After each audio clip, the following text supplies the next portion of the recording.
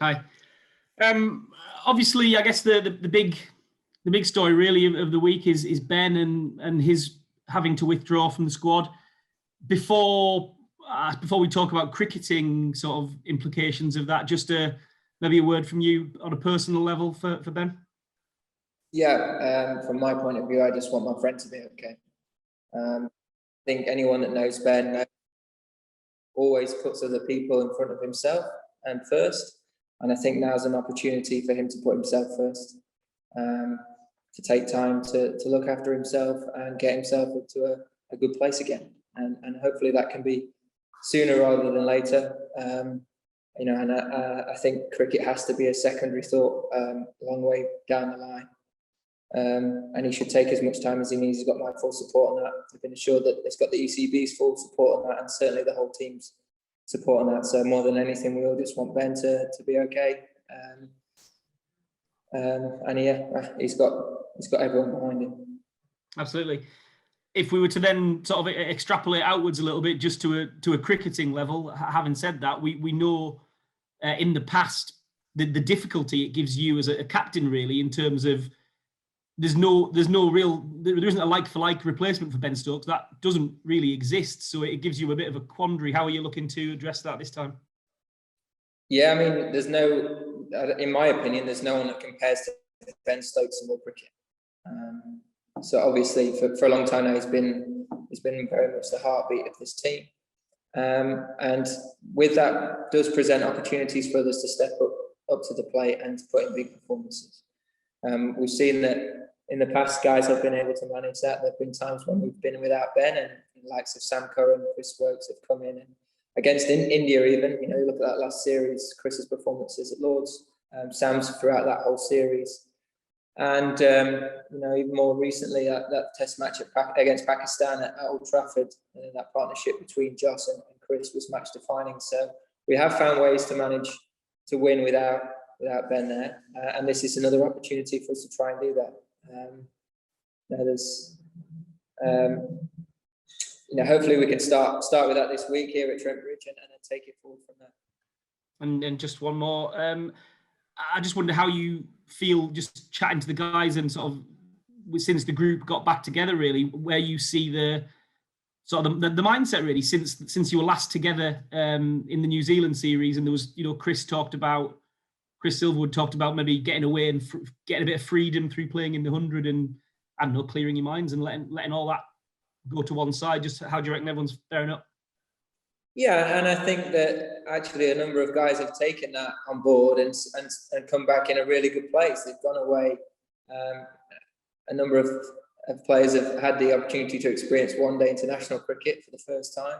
There's obviously been 100 and T20 cricket where guys have gone back and put in good performances and played really well and come back in a really good headspace. So that's always good. I think you look at the scheduling as it is and has been for a number of years now, as test players, you've got to be adaptable. You've got to be able to flick between the formats and find ways of taking confidence across into test cricket. And this is another opportunity to do that. And feel like the guys have turned up and we practiced yesterday and there was a good feeling around that. So hopefully we can carry that forward into the games and into the rest of the series.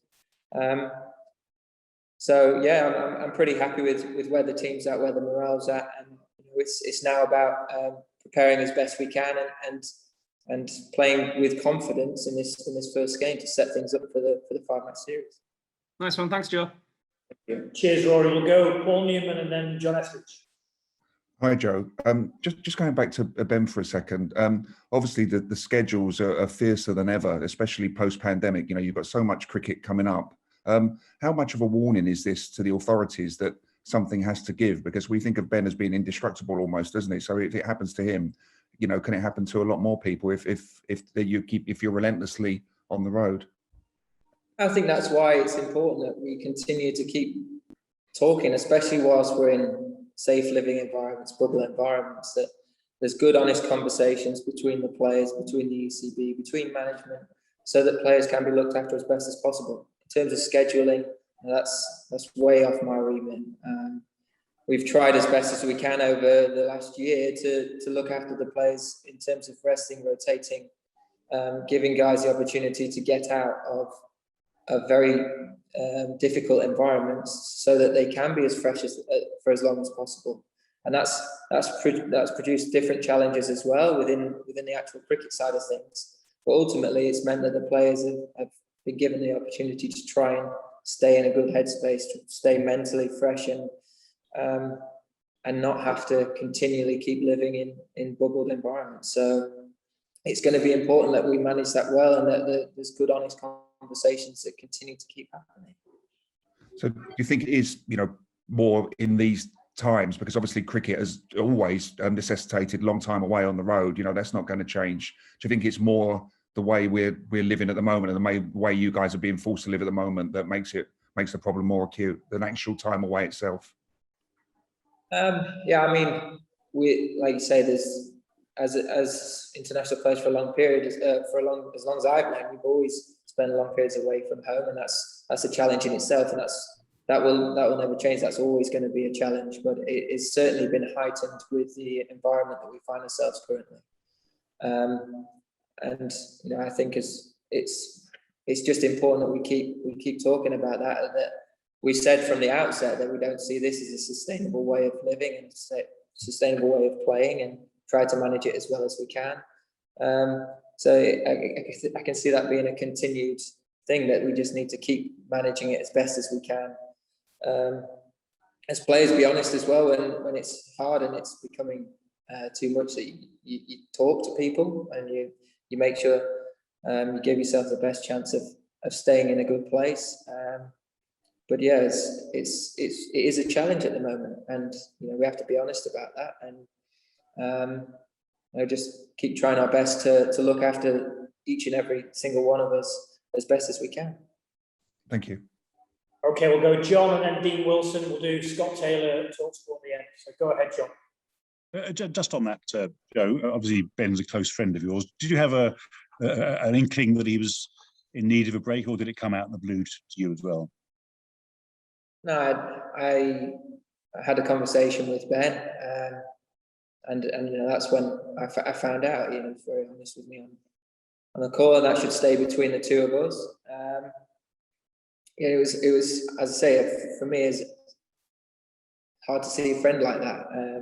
But more than anything, I just want him to be okay. So we got, what was said between us two stays between us two. And I think throughout this, I think it's really important people respect his privacy and give him the best chance to deal with this in his own way. But yeah, I'm just desperate for him to be okay. And like I say, I'll be there for him as much as I can be in whatever way he wants.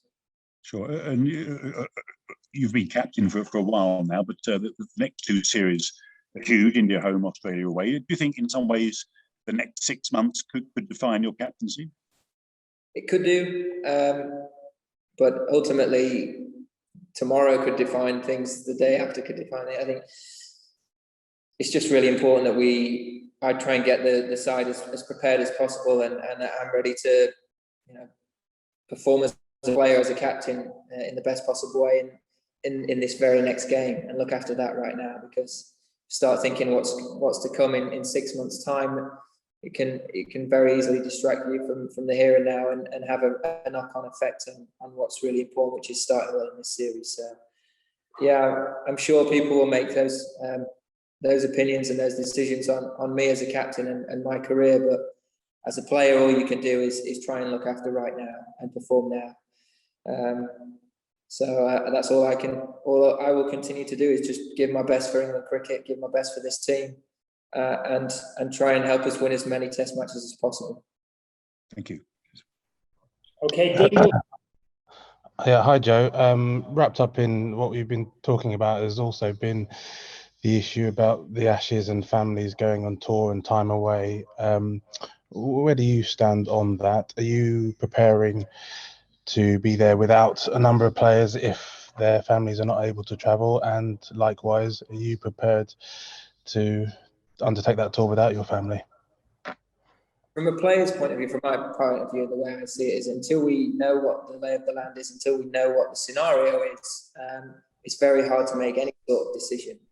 So I think we have to continue conversations with the ECB and be very honest about things, work together on it, and try and give a good, clear communication both ways, and have a good understanding of what's going on, so that they can work with Australia to try and come up with what it's going to look like when we get there. What I will say is, as players, and from my point of view, is going and playing Ashes cricket in Australia, having the opportunity for England to lift that urn, is one thing that you dream about from being, from being 4, 5, 6 years old, and that does not change.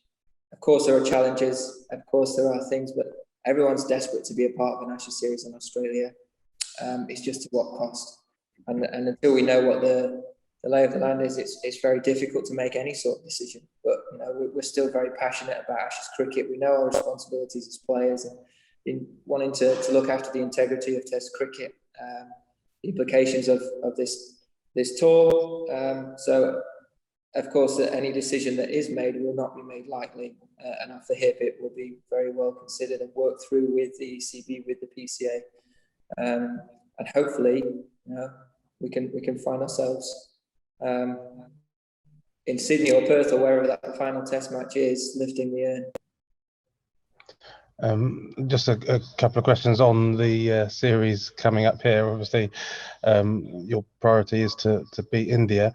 What sort of selection issues are you thinking about at the moment? Can you tell us anything about the team? I know it's 2 days out, but for example, will Ollie Robinson play his next Test match? I think we've got a lot of things to consider, and balancing the side again is, as mentioned, with Ben not being there, is something that will probably take a lot of the thinking, and be one of the challenges we want to try and get right on this ground in these conditions. So there's a number of things to consider. It's probably a little bit too far out to give too much away at this stage. But we've got a talented squad of players. We've got a number of different ways we could go. And yeah, very excited with the challenge that this series presents, this first game presents, and hopefully we can start well.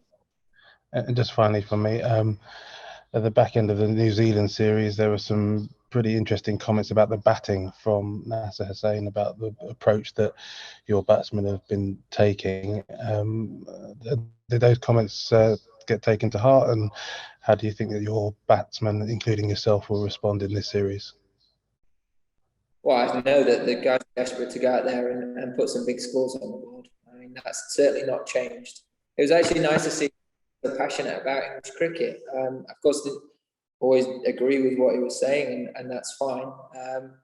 But you can tell how passionate he is about wanting England to be successful and do well. As players, I think the guys have done what they can in terms of go away, perform well in white ball cricket, in the cricket that's been available to them, get their confidence in good places, and hopefully now we can hit this series really well, hit the ground running, get off to those good starts, make big partnerships, make big individual scores, and work with that score pressure that we've talked about for a long time now. Implement the game plan better than the opposition, and find ourselves in a good place at the end of the first 5 days. Thanks, Joe.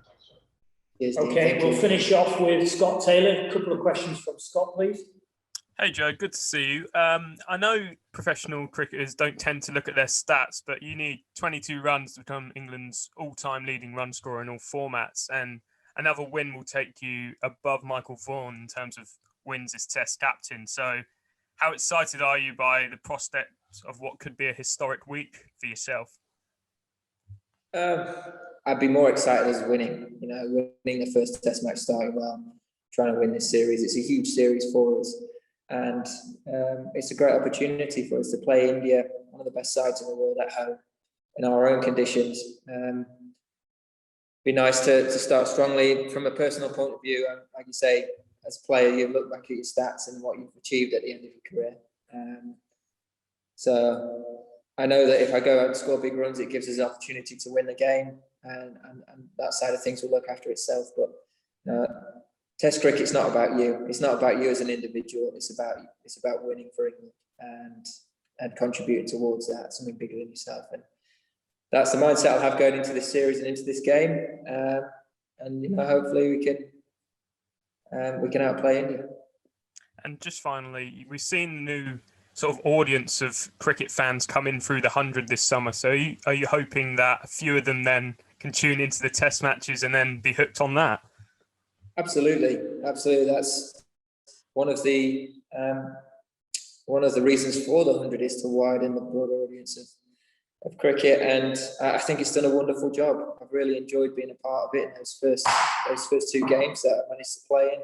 I've enjoyed watching it on the telly, and there's been some wonderful matches. So long may that continue, long may we keep growing the game. I think that from a women's game as well, I think that that's going to go from strength to strength, as it has done for last couple of years now. I think it's going to go through the roof off the back of this tournament, and like you say, widening the reach of cricket. Hopefully that can continue. I think it started very well in that respect, and long may that continue. Hopefully get some new viewers in the test arena, and they can enjoy what I see as the pinnacle of the game.